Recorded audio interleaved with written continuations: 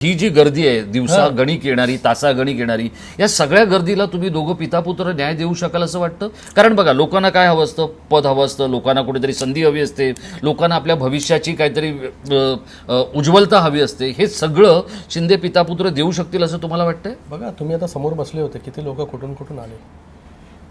कार्यकर्त्याला आहे ना, त्याचं काही जास्त काम नसतं. त्याला आपुलकीचे 2 शब्द बोलणं आणि त्याचं काय छोटं मोठं काम असतं, 1-2 फोन असतात. तुम्हाला ॲक्सेसिबल राहावं लागणार आहे. तुम्हाला तिकडे जे आहे कार्यकर्त्यासाठी जे आहे ते अवेलेबल राहावं लागणार आहे. तेव्हाच कार्यकर्ता तुमच्याकडे येणार ना. तुम्ही त्याला भेटणारच नाही तर तुमची कशी तो तुमच्यापर्यंत पोचणार आणि त्याचे प्रश्न सोडवणार.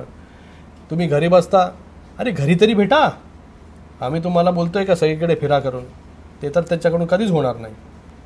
बघा, मला वाटतं आजचं राजकारण जे आहे हे घरात बसून होणार नाही आहे आणि शिव्याशाप देऊन पण होणार नाही किंवा मिमिक्री करून पण होणार नाही. मिमिक्री करणाऱ्या, शिव्याशाप देणाऱ्या लोकांची परिस्थिती जी आहे ती आज जी झाली आहे त्याच्यापेक्षा बदतर परिस्थिती येणाऱ्या काळामध्ये होईल.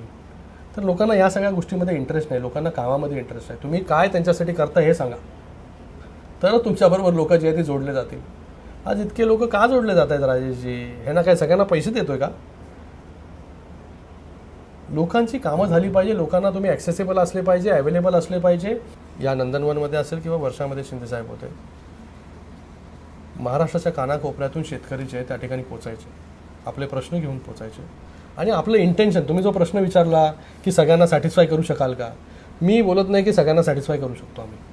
फक्त तुमचं इंटेंट क्लिअर असलं पाहिजे. इंटेन्शन तरी असलं पाहिजे प्रामाणिक, की लोकांना भेटायचं. तुमचं इंटेन्शनच भेटायचं नसेल, लोकांची एनर्जी असेल तुम्हाला, तर तुम्ही काय करणार कुठल्याही पोझिशनवरती किंवा पदावरती पोचून?